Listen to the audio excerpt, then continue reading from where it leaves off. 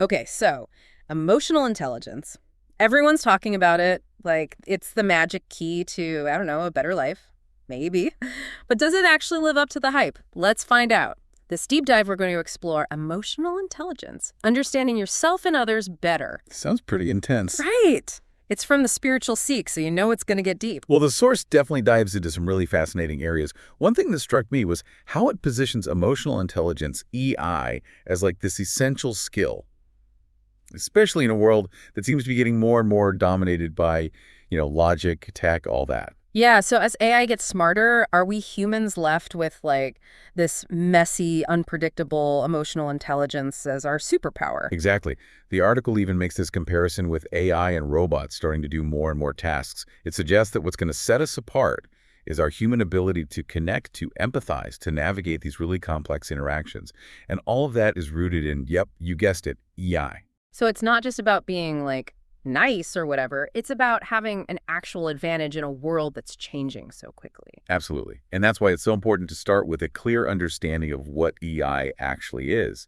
Because it's more than just recognizing, oh, I'm feeling happy or I'm feeling sad. Okay, so help us out here. What does it actually mean to have emotional intelligence? It's about understanding those emotions, yeah, but then being able to manage them in a way that works for you, and then actually using them in your interactions. So think of someone who can not only say, okay, I'm feeling stressed, but they can actually pinpoint why they're stressed and then choose a healthy way to deal with it. That's EI in action. So not just feeling it, but understanding it, and then like doing something smart with that knowledge. You got it. The article breaks it down into these 5 components based on Daniel Goleman's work. Think of them as the building blocks of emotional intelligence. Okay, so what's the first building block? Where do we even begin? Self-awareness. That's the foundation. The source uses this great description of self-aware people. It says they're explorers of their inner landscapes. Like they're constantly mapping their emotions, their triggers, their patterns. Less about judging your emotions and more about actually getting to know them. Like, why does that one song always make me cry? What's up with that? Perfect example. It's not about labeling. It's about gathering data about your emotional responses. And research shows that this self-awareness is linked to making better decisions and actually achieving your goals. Wow. Okay, so self-awareness isn't just some fluffy, introspective thing. It can actually make a difference in your life. Huge difference. And then that leads us to the next component, self-regulation. Once you understand your emotions, you can start to, manage them. So instead of, I don't know, completely losing it when your flight gets delayed, you can take a deep breath and choose a better way to respond. Exactly. The article really emphasizes that. Self-regulation is all about choosing how you react, instead of just having those knee-jerk impulsive reactions. Someone with good self-regulation can stay calm even when things are stressful, and they don't let their emotions hijack their behavior. Less road rage, more inner peace. I like it. And that brings us to the third building block, motivation. But specifically, we're talking about intrinsic motivation here. Okay, so not the I need a promotion, I need a raise kind of motivation. Right. Not about those external rewards. Yeah. Intrinsic motivation is about having a genuine passion and enjoyment for whatever you're doing. The article highlights how people who are driven by this tend to be more resilient, they're more persistent, and in the end, they tend to be more successful. I can see that. Like, when you get so absorbed in something that you completely lose track of time, that's intrinsic motivation, right? Yeah. And it feels amazing. It is. It's that flow state, that total engagement. And it's a key piece of emotional intelligence. So we've got self-awareness, we've got self-regulation, we've got intrinsic motivation.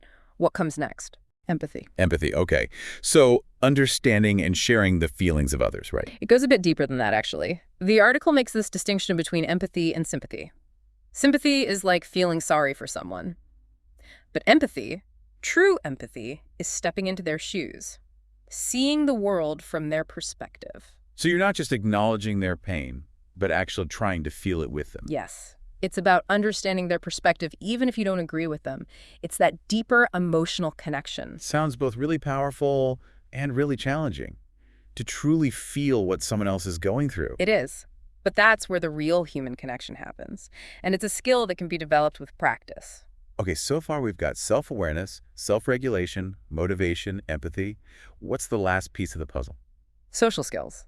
This is where all those internal components of EI start to show up in how you interact with other people. So it's like the outward expression of all that inner work. Yeah. Exactly. The article talks about charismatic leaders who inspire others. People with strong social skills, or the ones who can communicate well, they build relationships, they resolve conflicts in a healthy way. They're great collaborators. They just seem to navigate the world with more grace and ease, don't they? They do. They can read social cues, they adapt to different situations, they build rapport with just about anyone. Okay, but we've got all these building blocks now. But how does this actually play out in our lives? Where do we actually see emotional intelligence in action? Well, one of the most obvious places is the workplace. The source talks about how emotional intelligence affects just about every aspect of work, your relationships with your colleagues, how you handle conflict, even your leadership style, and how satisfied you are with your job. Makes sense. I can definitely see how someone with high EI would navigate, like, office politics or teamwork way better than someone who's always getting into conflicts or misunderstanding their colleagues. Absolutely. Imagine a team working on a project with a tight deadline. Someone with strong EI might sense the tension building, address any conflicts early on, and keep the team motivated and focused. Like, they've got this extra sense that helps them create a more harmonious and productive work environment. Precisely. And what's really interesting is that this extra sense isn't something you're born with.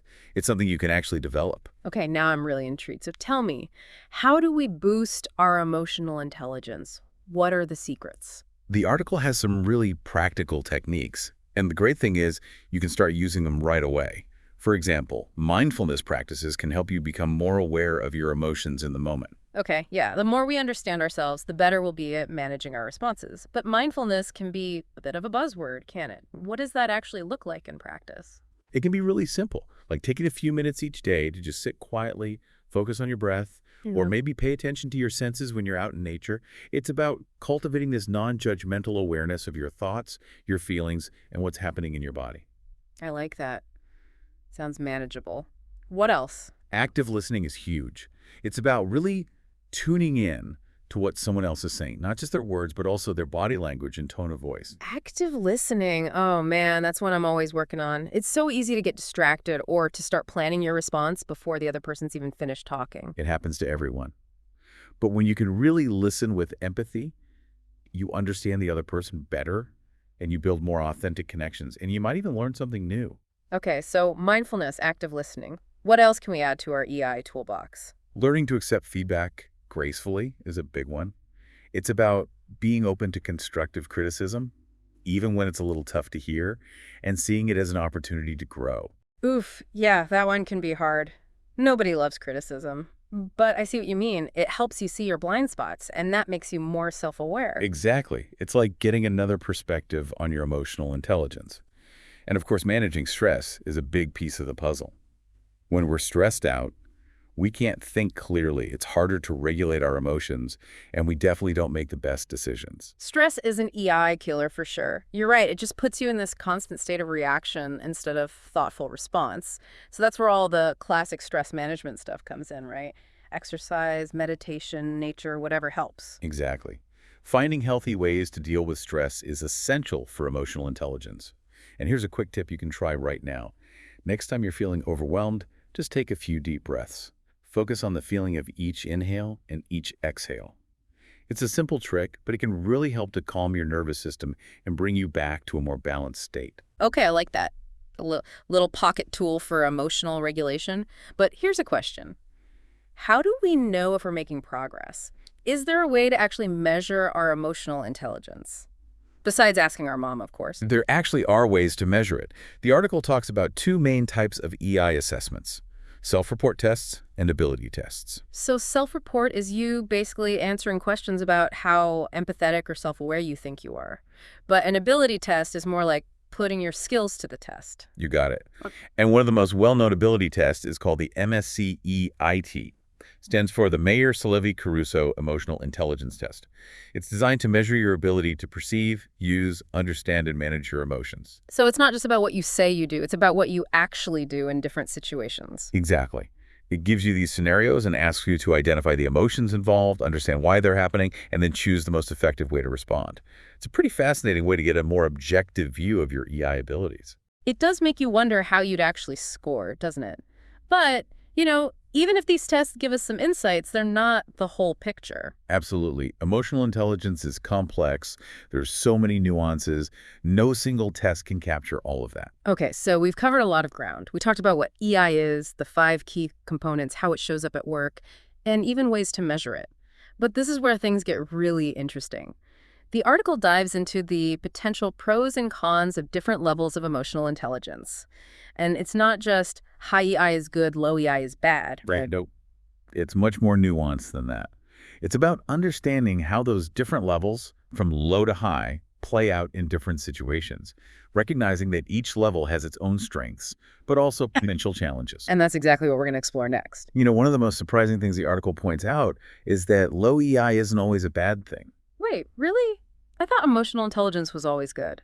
Well, it turns out there can be some upsides to having lower emotional intelligence. Like, think about it. Individuals with lower EI might actually be more resilient to emotional manipulation. Oh, that's interesting. So if you're not as tuned in to the emotional stuff, maybe those manipulative tactics just, I don't know, bounce right off. Exactly. They're less likely to get pulled into emotional drama or let someone play on their feelings. They tend to be more logic-driven, more focused on the facts. Yeah, I could see how that could be an advantage in some situations. Like if you're negotiating a tough deal, you don't want to get swept up in the other person's emotions. Exactly.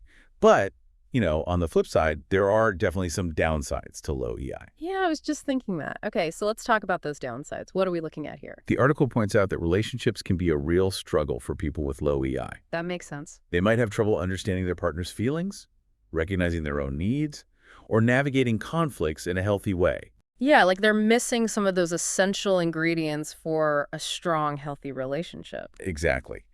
And it's not just romantic relationships. It can be friendships, family relationships, even professional relationships. Okay, so low EI can make those deeper connections a lot more challenging. What about the folks who are somewhere in the middle? Balanced EI, I think we called it. Yep, balanced EI. That's where we start to see, well, a more balanced picture. The Goldilocks zone of emotional intelligence. Not too much, not too little, just right. Perfect analogy. The article describes these folks as being generally pretty good at managing their emotions.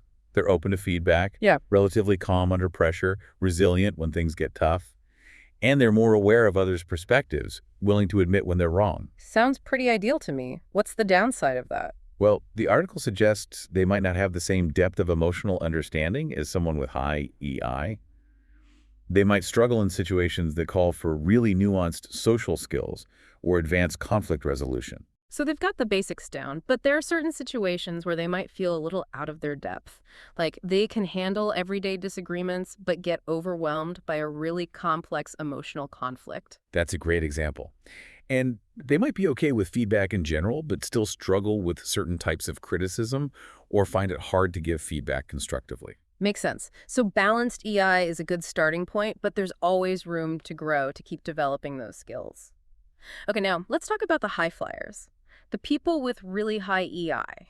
What are some of the superpowers they bring to the table? The article talks about leadership. People with high EI often excel as leaders. They can inspire and motivate others, create these really positive and supportive environments, and navigate conflict with, a ton of grace. It's almost like they just instinctively know how to connect with people, build trust and rapport really quickly. Exactly. People describe them as charismatic, approachable, genuinely interested in others. And because they're so good at managing their own emotions, they can stay calm and collected in tough situations, which makes them really effective leaders. Okay, high EI sounds pretty amazing, but there's got to be a catch, right? Is there a downside to being too emotionally intelligent? There can be. The article mentions this thing called emotional overload. Emotional overload. Ooh, that sounds intense. What's that all about? Imagine being so tuned in to other people's emotions that you start absorbing their stress, their anxiety, their negativity, like you become an emotional sponge. And if you don't have good boundaries, it can be really draining. Wow. Yeah, I can see how that could lead to burnout pretty quickly. It's like you're carrying everyone else's emotional baggage on top of your own. Exactly. And it can be hard to separate your own emotions from the emotions of the people around you. You might find yourself taking on other people's problems, feeling responsible for their well-being. So even though empathy is a good thing, too much empathy without those boundaries can actually be detrimental. Exactly.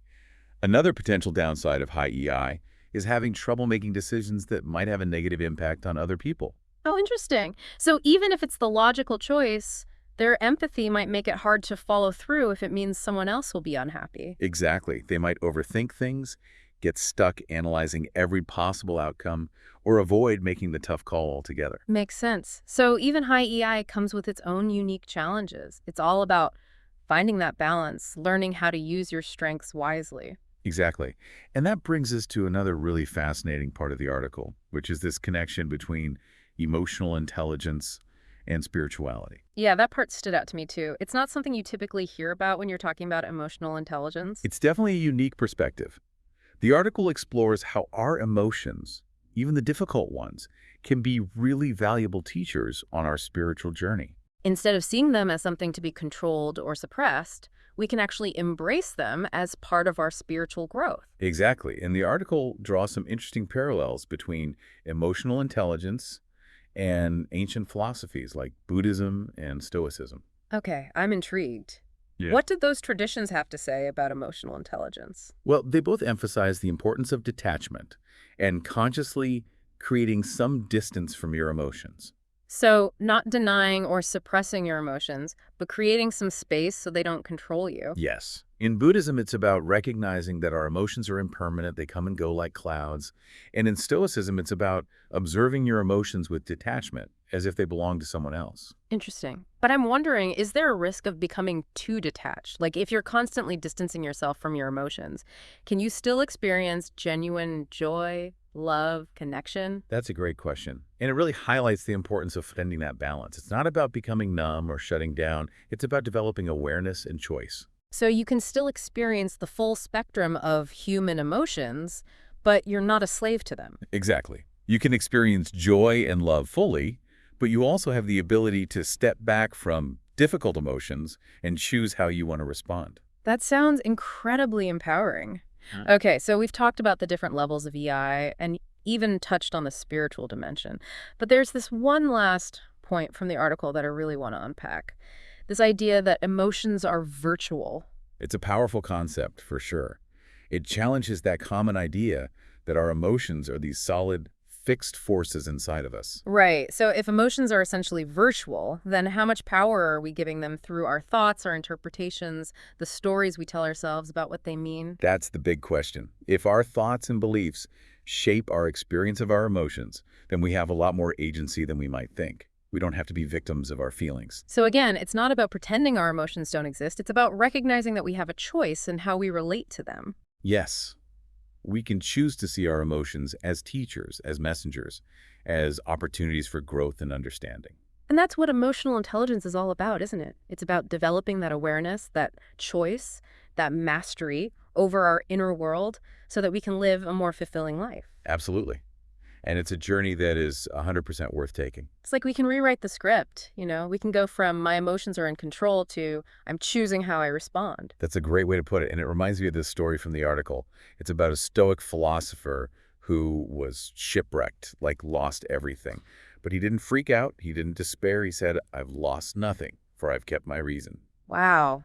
Even in that situation, facing that kind of loss, he could choose his response. He didn't let his emotions run the show. Exactly. And that's the kind of resilience, that inner strength that we're talking about. That's what we can cultivate when we develop our emotional intelligence. So it's not about becoming like emotionless robots. It's about being more aware, more intentional about how we experience our emotions and how we express them. Yeah, it's about finding that balance, feeling our emotions fully, but not being controlled by them.